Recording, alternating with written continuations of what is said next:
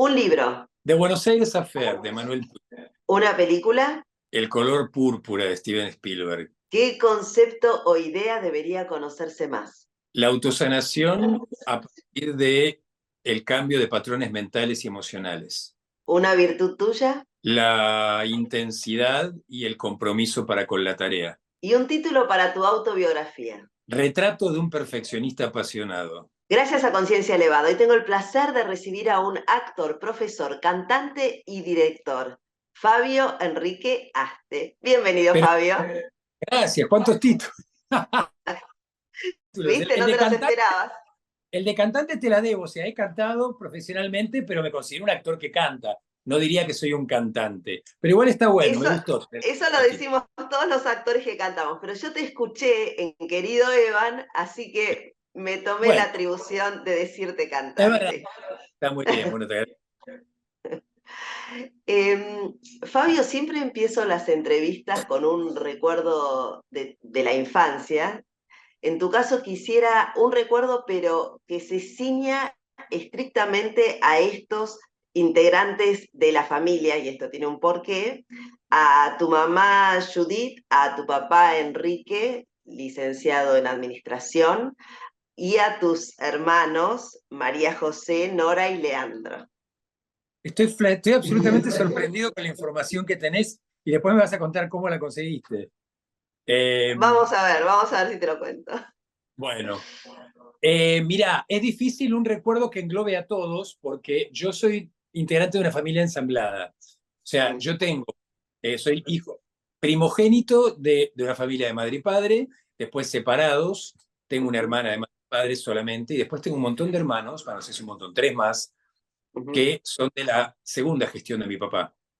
Y a sí. su vez un hijo, un hermano mío que es hijo de la primera gestión de la mujer de mi viejo y que no es hermano mío de sangre, pero es como si lo fuera. Entonces es claramente los míos, los tuyos, los nuestros, nuestra familia. Sí, Entonces sí. es un recuerdo donde estemos todos, pero ahora me viene uno que es, pero no está mi mamá ahí. Me vienen dos recuerdos. Uno en donde, un recuerdo de la infancia con mamá, papá y hermano. Y Leo, sino con María José, que es mi hermana de madre y padre, Ujú. de mi familia primaria, que es Mar del Plata, inclusive están los primos, Mar del Plata, Punta Mogotes, la zona de las rocas, donde nos estábamos 2, 3 horas juntando almejas y caracoles y llenando baldes con cosas de mar que después yo guardaba y me dejaba para mí. Esa es como la imagen de la infancia perfecta, a pesar de que de perfecta no tenía mucho, pero Ujú. bueno, porque todas las infancias tienen sus puntos oscuros. Pero es un bello recuerdo de mi infancia. Y otro en Río de Janeiro con mi papá, la mujer de mi papá y todos mis hermanos de ambas gestiones, en un viaje ensamblador que hicimos en Río de Janeiro y Angra dos Reis. Claro, porque tu papá vivió en Brasil y bueno, de ahí tengo entendido que vos aprendiste portugués o Sí, se te picó, digamos, te inició tu deseo por aprender portugués, ¿no? Que hablas exacto. muy bien. Sí, hablo de chico. Yo tengo de por sí facilidad para los idiomas. Sí, Y de hecho, gracias a los idiomas he hecho un montón de trabajos que involucraban los idiomas, como el sí, portugués, el inglés o incluso el paraguayo, el guaraní. Yo sí. no hablo guaraní, pero Ahora vamos a hablar de eso. ok. Sí, Brasil es un lugar que tiene para mí una connotación muy fuerte porque mi papá se fue a vivir allí cuando yo tenía 11 años. De hecho, se separó de mi mamá y se fue con su nueva esposa a vivir a Brasil un tiempo, un año. Eh, y yo la primera vez que conocí Brasil lo hice de la mano de mi papá. Entonces, para mí Brasil tiene que ver con mi papá muchísimo. Mi viejo venía a casa cuando todavía no estaba separado de mi mamá, porque ya trabajaba en una empresa brasilera que tenía sede en la Argentina hasta que se fue a radicar allá. Digamos, mi casa estaba llena de discos de María Bethânia, de Caetano Veloso, de Vinicius de Moraes, de Baden Powell, eh, Ujú. de Toquinho, y toda esa música invadía mi infancia. De hecho, amo la música Eh, brasileña. sí, creo que todos los argentinos amamos a los brasileños, la música. Y Hay algunos que no me dicen, no, no, me hay es algunos que simpático, no, pero en general es por el fútbol ese tema, me parece. ¿viste? Tal cual. Yo como soy poco Pero si fútbol. no, naturalmente sí. Yo te escuché, sabía que te iba a hacer la entrevista, entonces, bueno, trato de estudiar todo acerca del entrevistado y te escuché un capítulo de Chiquititas hablando en portugués y para mí hablas bárbaro. Sí, lo hablo muy bien. De hecho, muchas veces al tiempo de estar en Brasil, los brasileños no creen que soy argentino. Y he hecho muchos laburos en portugués, muchos. De hecho, hice una película sobre la vida de Manuel Puig que se llamó Vereda Tropical, que está hablada parte en portugués y parte en castellano. Y si bien hago de un argentino que vive en Brasil, no de un brasilero, porque digamos, la película retrata más que nada la última parte de él cuando vivió en Río de Janeiro, en Brasil. Bueno, hablo un portugués bastante fluido que la gente, sí, no, les cuesta creer que soy argentino, sobre todo los brasileños. Y también Chiquitita, tuviste premios por Vereda Tropical. por Vereda Tropical me gané un premio que es el Quiquito, que es un premio muy importante del Festival de Cine de Gramado. Es un premio que el año anterior se había ganado Javier Bardem, mira. Nada más y Wow, nada. nada menos. Sí. Y quiero dedicarle un momento especial, ya que hablaste de tu conocimiento del guaraní y tu acento paraguayo, que también escuché, a Graciela León Amarilla Molina. El nombre completo tenés, impresiona. Graciela León Amarilla Molina era una señora que vivía en mi casa, que hacía las tareas domésticas en casa, pero era como mi segunda madre.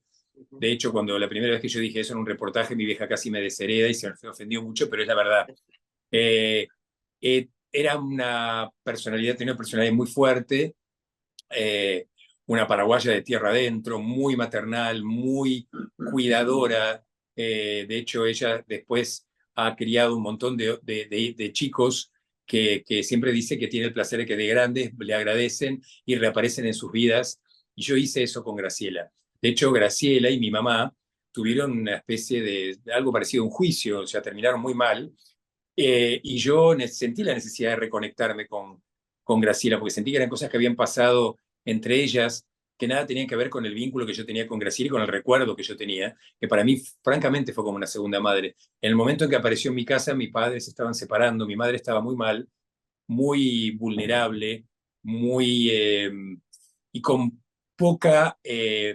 a ver, no quiero ser cruel, pero estaba muy ocupada en ver cómo hacer para retener a su marido y en duelar la pérdida de su matrimonio. Entonces, no tenía mucho foco puesto en sostener a sus hijos desde lo emocional. Y ese rol para mí lo ocupó mucho Graciela. La imagen que yo tengo, el recuerdo de mi mamá de esa época, era una mujer que lloraba y que se lamentaba por haber quedado sola. Y Graciela era más nutritiva, era fuerte, era enérgica, era medio sargento de caballería. Me acuerdo que me despertaba a la mañana con su cántico medio militar de levantate rápido, Fabio, que te va a ganar la hora, vamos. Y empezaba a aplaudir, pero a la vez había mucho amor en esa cagada a pedos, ¿no? Porque era realmente como una milica levantando a los soldados. Pero estaba muy pendiente de mí y de hecho... Eh, mi madre, bueno, fue quien me crió y o sea, yo, a pesar de que he tenido mis idas y vueltas con mi madre, la amo profundamente, no está más en este plano, y le agradezco haberme dado la vida y todas las cosas que hizo por mí. Pero yo cuando recibo mensajes, muchos audios de Graciela, con quien sigo en contacto hoy en día, tiene una amorosidad y una validación de mí como actor, como persona, como ser humano, que me hubiera gustado escuchar más de mi madre, que no le salía naturalmente, y a Graciela sí le sale naturalmente. Yo soy un tipo que, si bien se podría decir que nací en cuna de oro, porque vengo de una familia bastante acomodada, que después cayó un poco en desgracia, porque bueno, esas cosas de familias de cierto nivel económico, en donde después, justamente después de la separación de mis padres, digamos, vivíamos en una carcasa que no estaba acorde con el nivel de ingresos o con el nivel de vida que teníamos en ese momento, pero digo, vengo de una clase media medio alta y siempre me llamó la atención y me tiró y me sedujo y me enamoró, y de hecho mis parejas son de clase más humilde o de origen más humilde, todo lo que tiene que ver con aquello que yo no era de chico, o yo no tenía a mi alrededor de chico, que es el ámbito más popular, ¿no? Y Graciela representa todo eso, aparte de ser una madre sustituta nutritiva y presente, es también una persona más humilde, que es lo que a mí me atrajo por alguna razón, creo que por contraste, siempre en mi vida de adulto, ¿no? Claro. Sí, esas cosas, viste, que a veces atraen o por similitud o justamente te atraen los opuestos. Y claro, vos no tenés, en líneas generales, ¿no? Como uno habla siempre generalizando y es erróneo, pero los actores en general provienen de un nivel económico, digamos, más bien tironeado para abajo. ¿Viste? Vos Claro. te criaste en Recoleta, o sea, fuiste a colegio privado, tenés un montón de cosas que a lo mejor la mayoría de actores no tuvo acceso. Sí a cultura, pero no a ciertas relaciones o moverse de determinada manera, ¿no? Con gente que tiene un poder Sí, adquisitivo más alto. de hecho eso hace que a veces, viste, los de casting te encasillan y dicen, no, pero Fabio da muy concheto. Y digo, bueno, pero probame para determinado rol, ¿viste? Claro. Porque aparte hay mucho rol de clases populares. Ujú, Y a claro. veces te encasillan en el empresario exitoso, el concheto de Barrio Norte. Y bueno, cuando hice un paraguayo en Buenos Vecinos, era un tipo humilde. Exacto, claro. Y me encanta abordar roles que no tienen nada que ver con mi procedencia o con mi vida, ¿no? Ujú. Bueno, ahí Juan José Campanella tuvo el ojo También. para verte y bueno, Juan José Campanella no en Buenos Vecinos fue Mario Yajris, el querido Mario Yajris, que Sí, seguro va a ver esto, que le mando un beso. sí, lo adoro. Y Hace mucho que no lo veo. Campanella que te dirigió en ¿Qué hacemos con Walter? También, ¿no? Exactamente. Me dirigió en ¿Qué hacemos con Walter?, donde me tocó hacer de un portero paraguayo de 65 años. Yo en ese momento tenía 50 y pocos. Sí, fue en 2018. Y bueno, fueron 3 años, 2018, 2019 y 2020, que con la pandemia cortamos. Hacía un paraguayo de 65 años, portero de un edificio, y su hermana gemela, su hermana Su hermana. melliza, Ujú, ujú. que eso era Sí, un bocado final para laburar, porque claro. tenía una botarga, todo un traje de goma espuma, peluca, tetas, anteojos, y de hecho mucha gente no se daba cuenta que era yo, y aparte el Campanella jugaba con la intriga de que no se develara en el programa que yo hacía los dos personajes, y durante las primeras 15 funciones, cuando todavía la gente no sabía que yo la preguntaban por qué no salía a saludar la actriz que hacía de Mercedes, que así se llamaba el otro personaje. Que eso era un elogio, también estaba bueno. Claro. ¿Qué te Me preparé parece? un personaje. Pues ese personaje fue un homenaje, que lo dije, un homenaje a Graciela, ¿no? Que fue mi Ujú, fuente de inspiración. Que me acuerdo claramente.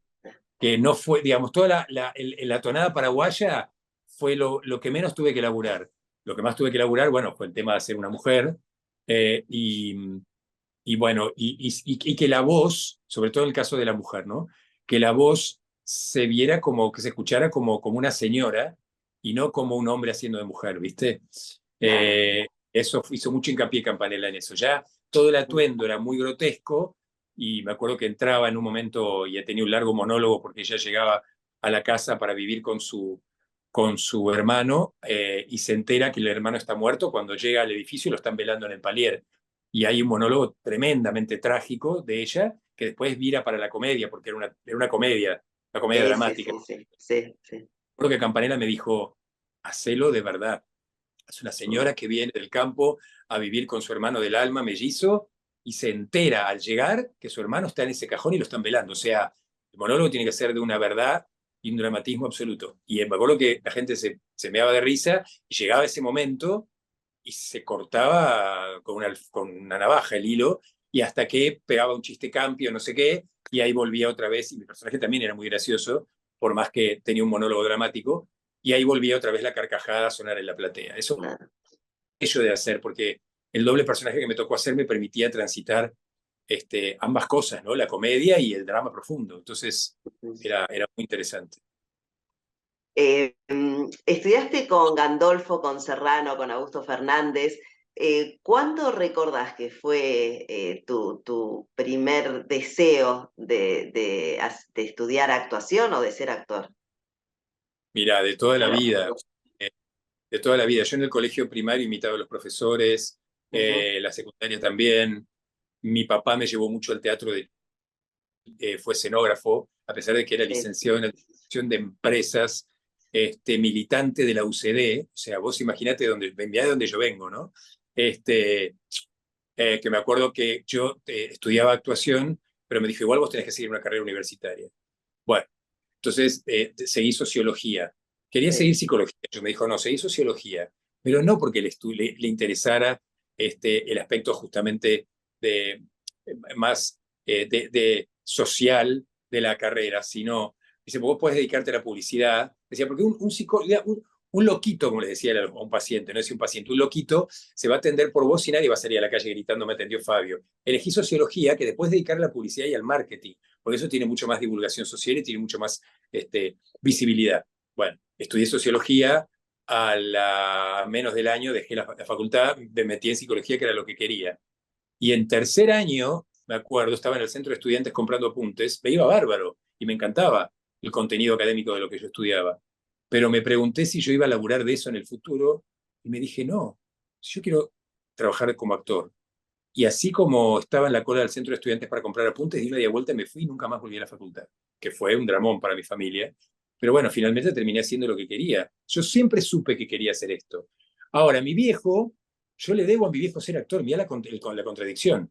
Mi papá venía de donde yo te conté, pero en sus años mozos fue escenógrafo, amateur. Entonces él amaba el teatro. Y de hecho me llevó a ver obras, cuando mis viejos se separaron, me decía, ¿dónde querés ir? Yo le decía al teatro. Me llevó a ver obras que me marcaron. Me llevó a ver La señorita de Como Tacna, que después el la cuarto de hice, Verónica. que después la hice y la sigo haciendo. Entonces me llevó a ver obras muy marcantes para mí. Fui a ver de todo. Iba a ver mucho en el San Martín, iba a ver teatro independiente cuando Aleso trabajaba mucho en el Independiente y veía teatro comercial. La vi a Mirta Legrand, o sea, era muy ecléctico el abanico. La vi a Mirta Legrand haciendo teatro y también Mirá, veía Norma. Y de hecho vi Tacna por Norma y después cuando me llamaron para hacer Tacna con Norma, era cerrar el círculo de niño. Fue una magia hecha realidad alucinante, que fue una de las cosas que yo le tuve que decir a Norma antes de empezar a ensayar, porque le digo, tengo que exercitar esto, porque si no yo no voy a poder actuar con vos. O sea, yo te vi haciendo esto que voy a hacer con vos cuando tenía 12 años. Entonces, qué gustos, ¿no? Porque que hayas visto eso y después lo hayas hecho. Y después el cuarto de Verónica, tengo entendido, yo no la pude ver porque estoy con funciones justo en los horarios que la hiciste, pero primero hiciste del hijo y después hiciste del padre, o no sé si es una primero la, persona. primero, primero la vi en los fines de los 70 con María Banner, Alberto Ajibay, Susupe Coraro haciendo la chica y Germán Kraus. Y yo después hice en los 90 el personaje que hoy hace Adrián Láser, y bueno, que hoy hace, fueron pasando varios Larry, que hoy hace Luis Porcio. Y con Mecha Sosa, la hija de Marta González, que hoy es obstetra, no se Sí, dedica más a la ya sé, actuación. sí, sí. Marta Eh, González estuvo en Conciencia Elevada ah, también. Sí, sí. ok. En el Teatro Sendas, que antes no se llamaba Sendas, se llamaba Teatro Espacios, ahí en la calle Bulnes. Y bueno, después cuando me convocó Adrián para hacerla con Silvia Cutica en el Teatro Comercial, empezamos en el teatro en La Mueca, empezamos en plena pandemia, haciéndolo en el circuito independiente, en una época que había un aforo tremendo y que la gente iba con barbijo al teatro. Empezamos a ensayar a fines del 2020 y empezamos el 2021 a hacer función. Y después pasó al comercial, y ahí estuvimos 2 años en el Paseo de la Plaza y 2 años en el Metropolitan. Yo después me fui para ser Querido Evan, la obra se sigue haciendo, de hecho mi rol lo hace Laurentino Blanco, y yo la hago en el interior en gira, junto con la otra obra de suspenso que hice con Silvia, que se llama Te espero en la oscuridad, que ahora están las dos dando vueltas por el interior.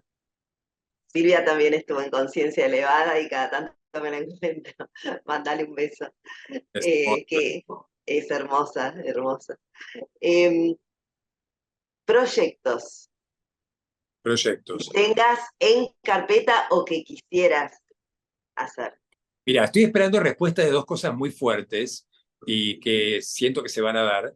Después voy a filmar en Uruguay una película internacional de la que no puedo decir nada porque viste que te hacen firmar acuerdos de Sí, confidencialidad sí, tremendos, pero es sí. una película que va a dar que hablar porque es una remake de algo muy grosso que se hizo hace años y que tiene una protagonista muy conocida.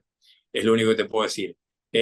Nacional, internacional, la No, protagonista. internacional. Es una película de Internacional. Hollywood todo en Ah, inglés. wow, Sí. wow. Filma en Uruguay, viste que ahora se filma mucho en Uruguay. Sí, mucho, De hecho, en Uruguay hice también El Presidente, la serie de Amazon claro. sobre el Sí. fútbol, la hice en Uruguay, sobre la FIFA. Y después, bueno, en principio seguir todo el año haciendo tanto El Cuarto de Verónica como Te espero en la oscuridad en gira por el interior. En principio eso. Y no estoy con proyecto nuevo de teatro, pero tengo muchas ganas. Así que ahí estoy, viendo a ver qué se viene, qué hago. Pero en principio lo que me ocupa es la peli esta que te cuento que voy a hacer en junio, ahora en Uruguay.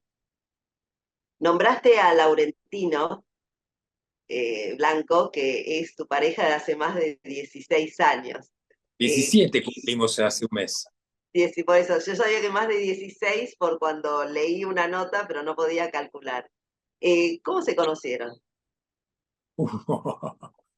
Y bueno, te voy a contar la verdad. Este... Acá no se miente. ¿Me pasas un mate mientras? Acá no se miente. Voy a estar un mate. Yo hice un programa que se llamaba, un programa para un canal que manejaba Mirta Romay, que se hacía en el viejo Canal 9, en el Canal 9 de Dorrego, que se llamaba Formar, que era un canal educativo que daba cursos de inglés con actores, que hacían como una escenificación de situaciones para hacer más didáctico el aprendizaje del idioma. Giselle Pesá, que era la otra actriz, y yo. Y había un señor, que bueno, no lo voy a nombrar, que era el director creativo del proyecto y tenía como pareja a Laurentino. Y fuimos varias veces a ver obras juntos. Y a mí me gustó, pero bueno, estaba en pareja con mi jefe, imagínate.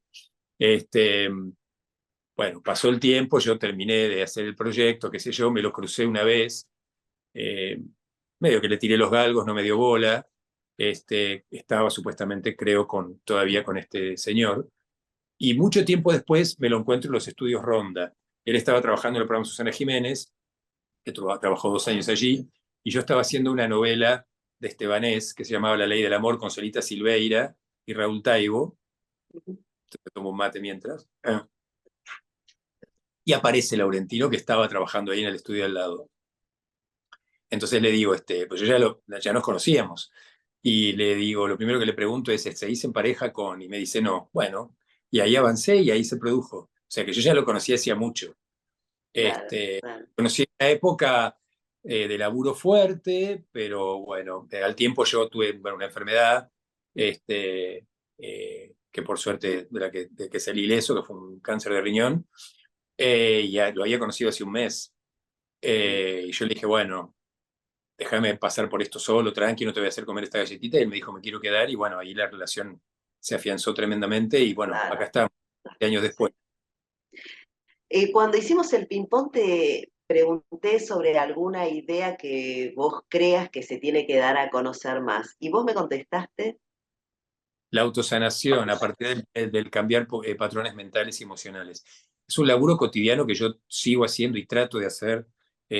Uno nunca se recibe de eso y a pesar de haber atravesado situaciones duras como esta que te digo, a veces uno vuelve otra vez a caminar por el mismo surco que por ahí tiene que ver con la desvalorización, con los miedos. Es un trabajo cotidiano, ¿no? De recuerdo todo el tiempo, de dónde hay que pisar no solo para que las cosas funcionen mejor, sino para que uno esté más en paz y más feliz. pero es una Eh, cosa que haces vos o que la practicás con alguien, como eso no, no, no. trato bueno, de meditar. En la pandemia fortalecí mucho todo ese aspecto.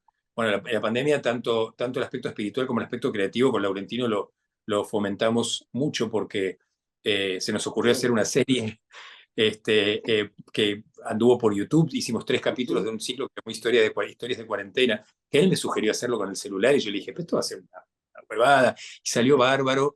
Y el autor del Marginal, que yo lo conocía porque había hecho Millennials con él, nos guionó las ideas e hicimos 3 capítulos, todos hechos en casa.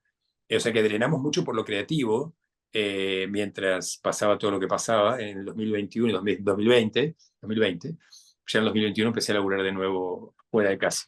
Y, y también practicábamos mucho meditación. Y yo hago muchas terapias alternativas, biodescodificación, constelaciones. Entonces eh, procuro utilizar herramientas que me ayuden a ser mejor persona y a quererme más.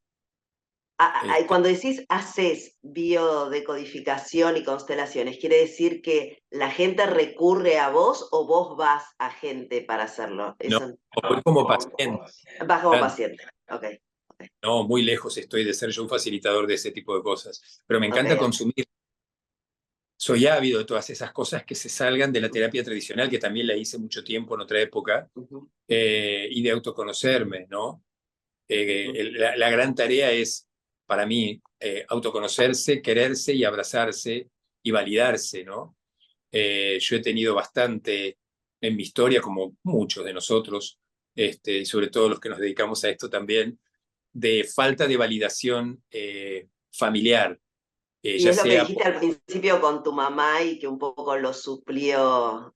sí, mi papá también. O sea, mi papá era de los que nada alcanzaba, ¿viste? Yo siempre digo, el paradigma de mi viejo era, ¿por qué siempre un 10 cuando un 11 como nota? Claro, claro. Eso yo lo Y sí se nota, querías hacer psicología, no, sociología, ya uno tiene sí, ¿no? la picture de cómo es, ¿no? Y aparte este dato que yo tenía de mi viejo de elegir lo que quieras hacer, pero en lo que elijas es el mejor. ¿El mejor para quién o respecto de qué? O sea, imagínate que es tremendo. Ujú.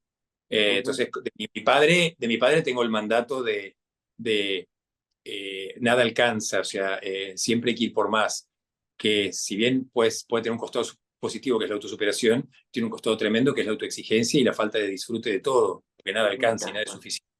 tal cual. Y de mi madre, la no validación, porque ella estaba muy frágil, era una mujer muy temerosa, y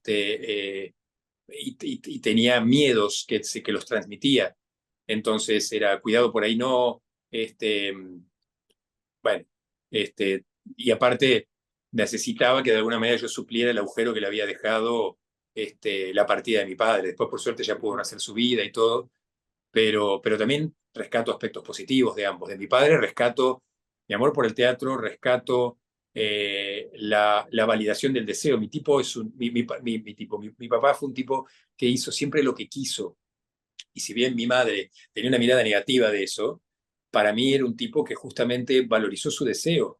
Eh, bueno, dejó en la plena década del 70, se separó y se fue a vivir con quien era su secretaria en ese momento, contra toda la crítica, no solo de mi madre, sino como yo digo, de todas las mujeres de la familia, porque era una especie de casa de Bernarda Alba, mi familia, en donde estaba mi abuela materna y mi abuela paterna, que que lejos de, incluso mi abuela paterna, lejos de apoyarlo a mi papá en su decisión, apoyaban a mi vieja, que era la pobre mujer abandonada. Entonces, mi papá se fue, no le importó. Mi padre estudiaba química y laburaba de eso, se recibió y de golpe dijo, no, yo quiero hacer otra cosa, quiero trabajar, estudiar administración de empresas. Y entró a estudiar ya habiendo yo nacido, cambió el viraje, pegó un viraje en su vida y empezó a estudiar otra cosa a la que después se dedicó. Ujú. Entonces, eso para mí es un modelo maravilloso a seguir. Eh, Gracias a mi papá yo tengo mi casa, porque cuando mis viejos se separaron, mi viejo puso una cláusula en donde un 25% de la casa que yo tenía con mi madre era mía, que eso ocasionó un problema con mi mamá, pues después yo le pedí la parte para comprar el lugar donde hoy vivo, pero gracias a mi padre yo tengo mi vivienda. Entonces, hay Claro. mucho legado positivo que me dejó mi papá, digamos, a pesar de la autoexigencia y la cosa autoritaria que tenía y la cosa durante mucho tiempo inflexible y no tolerante de las decisiones que yo había tomado en mi vida, tanto personales como profesionales. Pero hoy en día rescato mucha cosa positiva que tiene que ver con quién soy hoy, de mi papá. Y de mi mamá rescato la mirada amorosa y el cuidado pues sobreprotector, sobre todo durante los primeros años de mi vida, quizá en exceso, porque pues yo tuve que trabajar para lograr como el destete digamos, superar la castración, ¿no? Pero mi vieja fue una madre muy pulpo, lo que pasa es que a veces eso tiene un costado muy invalidante, pero recuerdo las comidas de mi madre era una mujer que cuando estaba embarazada soñaba que me hacía bifes a la cacerola, o sea, tenía una obsesión con alimentarme, con nutrirme, ¿viste? Eh, y por ejemplo, tengo una imagen que para mí es muy fundante, positiva de mi mamá, que es, yo le tenía miedo al agua, hoy me encanta nadar y me encanta el mar y me encanta la pileta, pero le tenía miedo al agua, entonces yo estaba en la fila de los chicos que se iban a tirar a la pileta en la clase de natación y tenía pavor, y la miraba a mi mamá, que venía a ver la clase de natación y estaba en las estradas ahí arriba del club y me miraba con una mirada alentadora, tipo, vamos, vos podés, tirate. Y para mí verla a mi madre, igual, inclusive cuando me peleaba con compañeros de colegio, yo tenía compañeros que me hacían bullying en el colegio, y entonces, hasta que mi madre se enteraba, entonces aparecía en el colegio y la mirada de mi madre, la presencia de mi madre en el colegio era, estoy a salvo, nada me va a pasar. O sea que yo con los años he rescatado estas dos cosas de mi madre, ¿no? El rescate de mi madre amoroso y, y el abrazo del deseo de mi papá y el ir por los sueños. O sea que por supuesto he hecho un trabajo donde pude rescatar lo positivo, que es un montón. O sea, yo hoy le debo a mi papá ser actor. A ver, me debo a mí mismo ser actor, pero mi padre incentivó inconscientemente eso, a pesar de que después lo vetó y me decía, no, te vas a cagar de hambre, no puedes hacer eso, tenés que hacer otra cosa. O él lo incentivó sin darse cuenta, porque me llevaba a ver teatro y me contaba de su época de escenógrafo con un amor y con una pasión vocacional que yo no me lo olvido. El problema fue cuando después yo quise eso, convertirlo en mi medio de vida. Ahí se le complicaron los tantos al Claro, señor claro. de la UCE. Bueno, Fabio, lamentablemente tenemos que terminar. Espero haya otra. Vamos a terminar. Te quiero preguntar 3 deseos tuyos, para lo cual vamos a hacer un brindis. Todo el mundo ya sabe que esto sí está arreglado, que tenés un vaso al lado. Con agua veo como yo. Muy bien. ¿Vamos con los Los tenés deseos? que decir. Sí. Bien. Primero, vivir frente al mar. Segundo, seguir trabajando siempre de lo que amo con roles cada vez más diferentes a mí y desafiantes. Y tercero, conocer Grecia y Turquía. Que se cumplan.